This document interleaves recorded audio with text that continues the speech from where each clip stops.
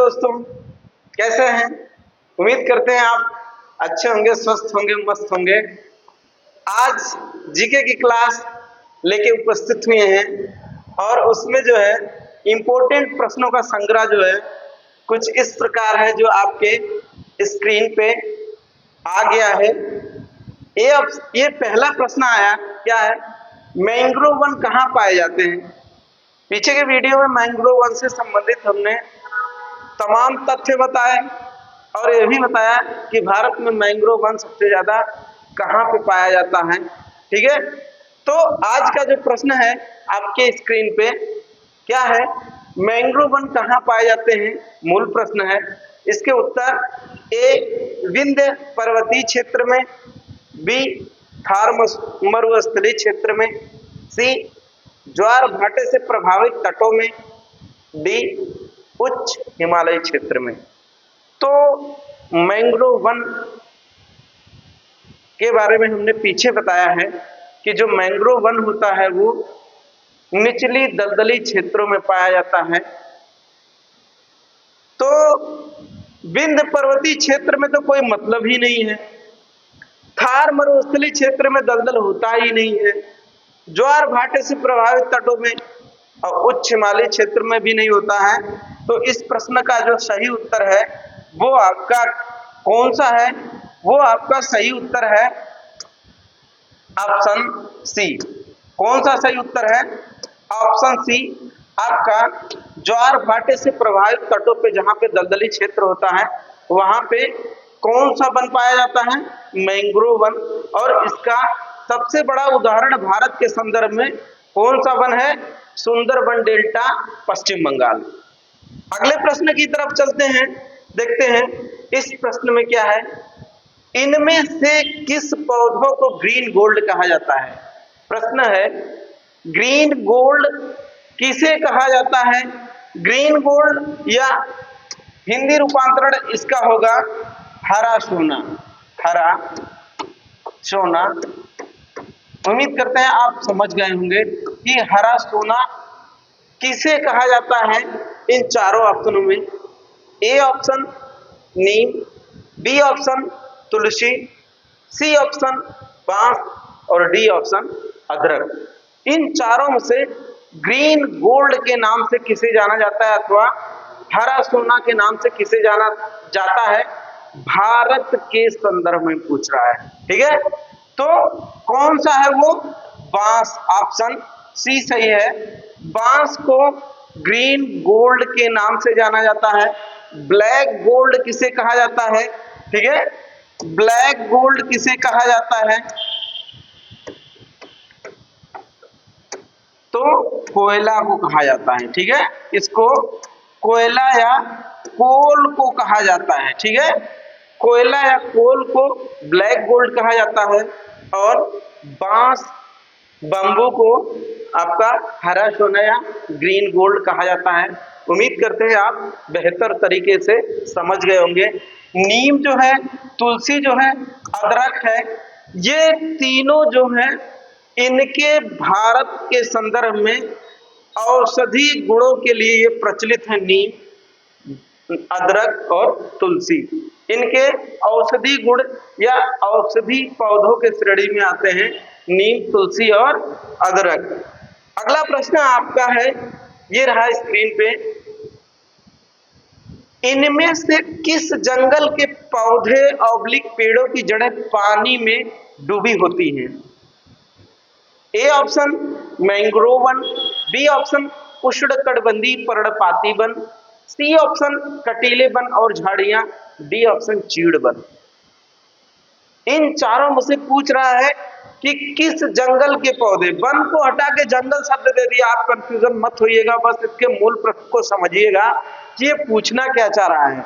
पूछ रहा है कि किस जंगल में पाए जाने वाले पेड़ों की जड़ें जो होती हैं वो पानी में डूबी हुई होती है। यही है ना, जड़ें पानी में डूबी हुई होती हैं।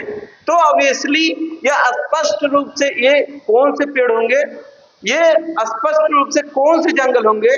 तो स्पष्ट रूप से वो आपका कौन सा है, कौन सा जंगल होगा वो? आपका मैंग्रोव वन। कौन सा? मैंग्रोव वन जो होता है, यहाँ पे जो पेड़ पाए जाते हैं वो उनकी जड़ें जो होती हैं पानी में डूबी हुई होती हैं और धरा से ऊपर भी नुकीले रूप में निकली हुई होती हैं।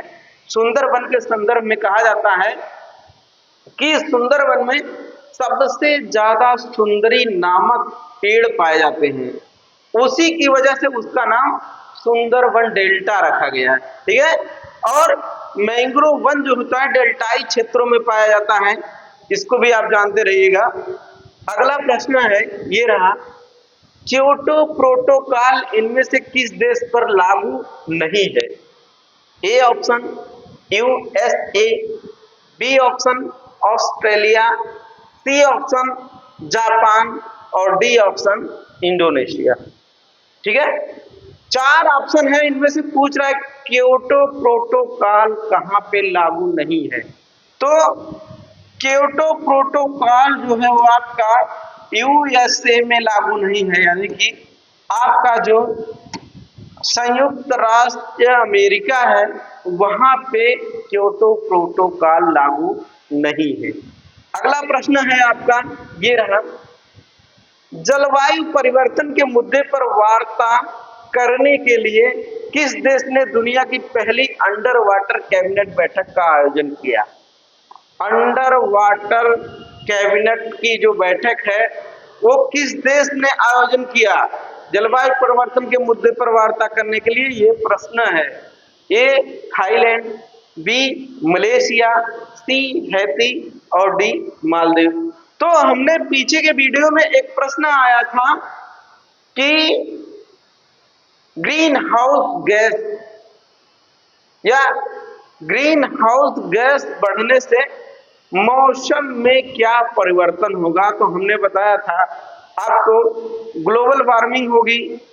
ग्लोबल वार्मिंग यानी वैश्विक तापमान में वृद्धि होगा, जिसके फलस्वरूप ग्लेशियर पिघलना शुरू हो जाएंगे और जब ग्लेशियर पिघलेंगे तो एकाएक समुद्र के जल स्तर में वृद्धि होगी और उस समुद्र के तटवर्ती क्षेत्र में जो देश या कंट्री अवस्थित या स्थित है उनके निचले भाग अथवा पूरा कंट्री डूब जाएगा।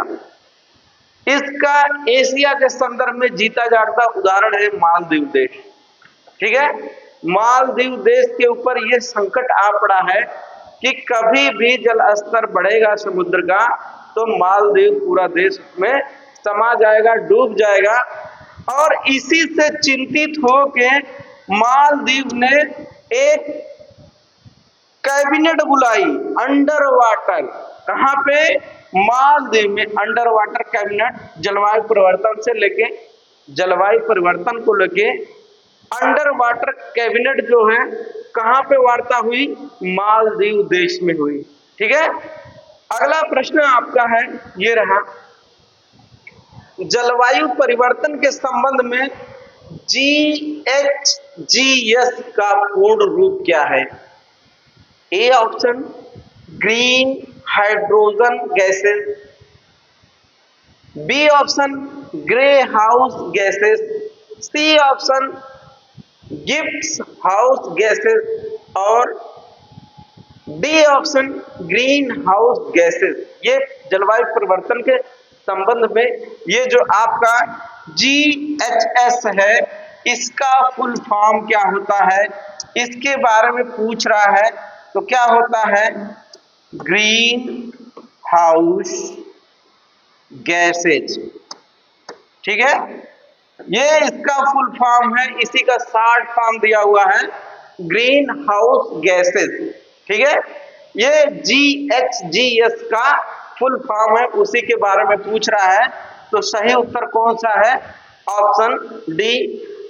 अब वर्तमान में कुछ प्रश्न इस प्रकार से पूछे जाते हैं कि शॉर्ट फॉर्म दे करके उसका फुल फॉर्म पूछा जाता है, कभी कभी उसका अंग्रेजी प्रोनाउंसिएशन जो है उसका हिंदी में हिंदी नाम देके, जैसे ग्रीन हाउस गैस ये दिया हुआ है ना, ये आमतौर पे अगर देखा जाए तो ये तो अंग्रेजी है लेकिन इसको हिंदी में ग्रीन हाउस गैस करके दे देता है।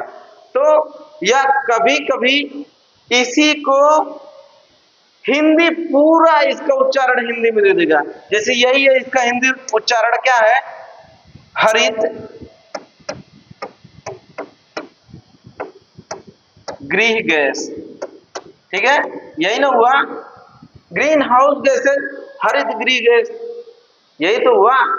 ऐसा भी कभी कभी आपको गुमराहित करने के लिए ये शब्द भी दे सकता है, लेकिन आप सचेत रहिए, जानते रहिए। अगला प्रश्न आपका है, ये रहा स्क्रीन पे, निम्नलिखित में से क्या जैव निम्नीकरण या बायोडिग्रेडेबल पदार्थ है? बायोडिग्रेडेबल पदार्थ कौन सा है? A option polythene, B option कांच, सी ऑप्शन एल्युमिनियम केम और डी ऑप्शन आपका पौधे। तो बायो क्या है? बायोडिग्रेडेबल क्या होता है? यानी कि जो मृत पौधे होते हैं या जानवर होते हैं, जो वो डिक्रीज होते हैं या जो वो टूट जाते हैं कार्बनिक अकार्बनिक पदार्थों में, उसी के बारे में ये पूछ रहा हुआ है। पॉलीथीन, कांच और एल्युमिनियम तो डिक्रीज होवे नहीं करेगा, इसका क्षरण हो ही नहीं सकता। तो कौन सा इसका ऑप्शन सही है? इसका जो सही ऑप्शन सही है पौधे। ठीक है, इसका डिक्रीज होगा, ठीक है, विघटन इसका होगा पौधे का। आप देखते हैं, अगर पौधा मृत हो गया तो आप उसको मिट्टी में अगर डाल देंगे तब भी वो सड़ के जो है मिट्टी में मिल जाएगा। पानी में फेंक दिए तो वो जो है सड़ जाएगा, उससे दुर्गंध आएगी। विभिन्न प्रकार के बैक्टीरिया के द्वारा वो तोड़ मरोड़ के कार्बनिक अकार्बनिक पदार्थों में तोड़ दिया जाएगा और उसके अस्तित्व को खत्म कर दिया जाता है। लेकिन एल्युमिनियम केन जो होती है, बहुत करेंगे तो आप इसका रूप बदल सकते हैं, इसको पिघला करके।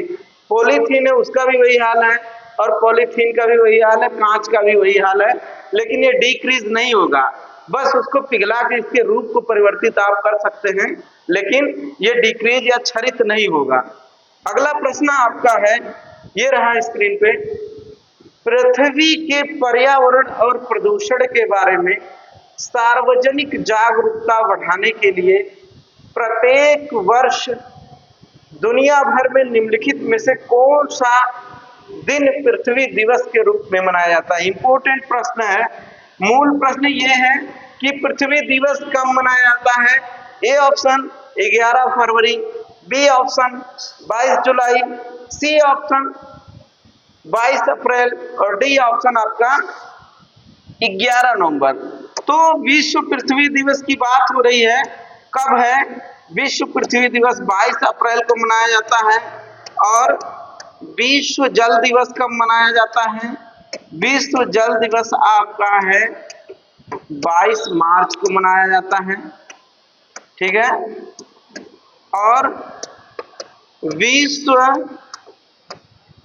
जैव विविधता दिवस ये कब मनाया जाता है?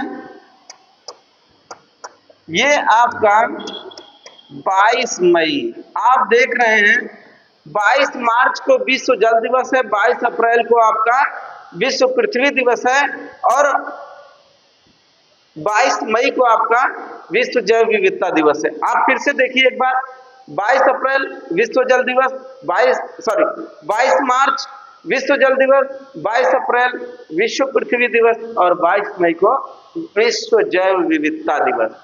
ये इंपॉर्टेंट दिवस है, ये पूछे जाते हैं। इस वजह से आपको हमने इसका, जब दिवस की बात आई तो हमने दो और इसमें बता दिए, इंपॉर्टेंट है, अक्सर पूछे जाने वाले प्रश्न है। अगला प्रश्न ये रहा आपकी स्क्रीन पे, विश्व का सबसे बड़ा मैंग्रोव वन निम्नलिखित में से कौन सा है?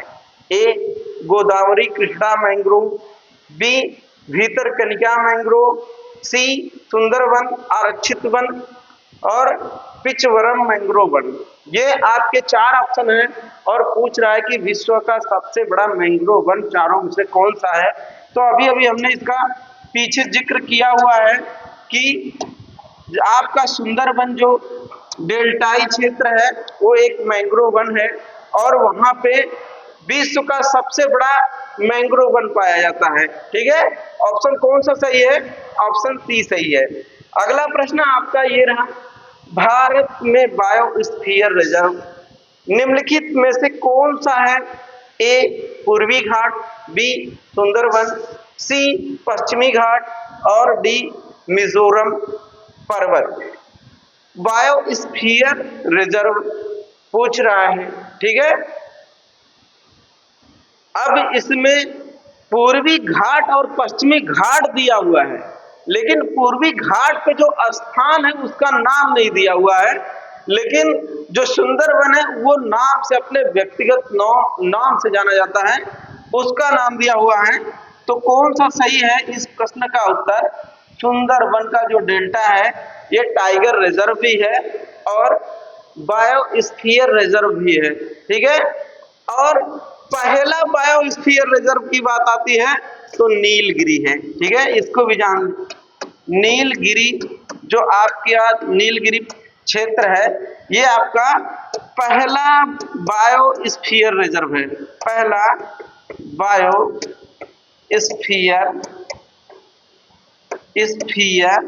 रिजर्व है। कौन सा? नीलगिरी। ऐसे भीतरकनिका भी है आपका, और कई हैं, लगभग 18 बायोस्फीयर रिजर्व हैं।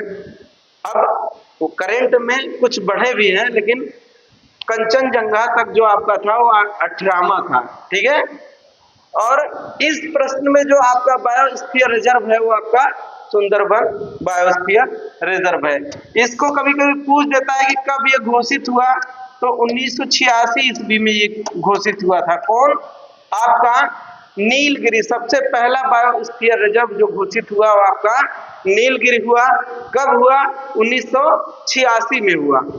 अगला प्रश्न आपका है ये रहा, भारत में मैंग्रोव वन मुख्यतः इनमें से किस राज्य में पाए जाते हैं? A option Maharashtra, B option Telangana, C option Nagaland और डी ऑप्शन पश्चिम बंगाल। तो मैंग्रोव वन पे कम से कम ये चौथा पांचवा प्रश्न है, और हमने पहले आपको अनेक वीडियो में इसका जिक्र किया हुआ है, इस वजह से इस पे ज्यादा समय नहीं लेंगे। और ये कहाँ पे है?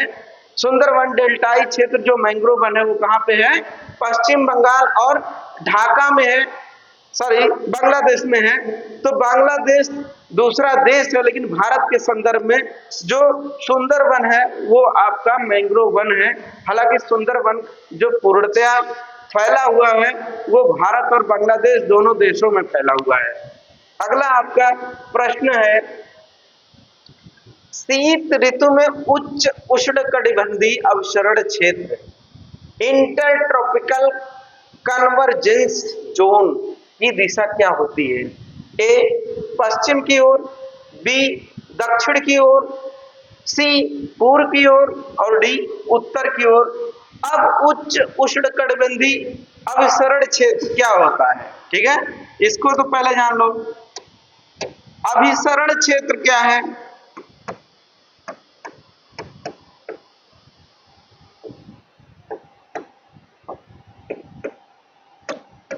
अभिसरण क्षेत्र क्या होता है? अभिसरण क्षेत्र का मतलब ये आपका जो पृथ्वी है और ये आपकी क्या है? भूमध्य रेखा है, भूमध्य रेखा। ठीक है, ये आपका है, ये आपकी कर्क है, ये आपकी मकर है, यही ना?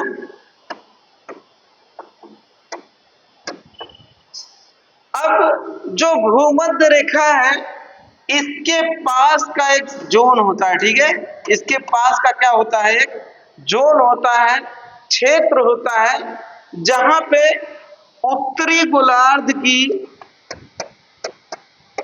उत्तरी व दक्षिणी गोलार्ध की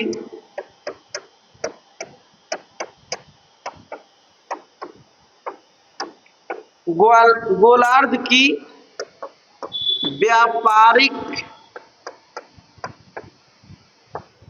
पौने मिलती हैं। ठीक है, उत्तरी और दक्षिणी गोलार्ध की जो व्यापारिक पौने मिलती हैं जिस स्थान पे, जिस क्षेत्र में, भूमध्य रेखा के पास, उसी को कहा जाता है अभिसरण क्षेत्र। क्या कहा जाता है? अभिसरण क्षेत्र कहा जाता है। वही पूछ रहा है कि शीत ऋतु में जो अभिसरण क्षेत्र है उसकी दिशा किस तरफ होती है। तो उसकी दिशा जो होती है वो दक्षिण की ओर होती है। किसकी ओर होती है? दक्षिण की ओर होती है। और ऑप्शन कौन सा सही है? ऑप्शन बी सही है। इस प्रश्न का जो सही उत्तर है वो ऑप्शन बी सही है। तो आप हमारे पूर्वांचल करियर क्लासेस पे अगर नए हैं तो आप हमारे चैनल को सब्सक्राइब, शेयर और लाइक करना ना भूलिए। मिलते हैं अगले वीडियो में, तब तक के लिए नमस्कार, जय हिंद।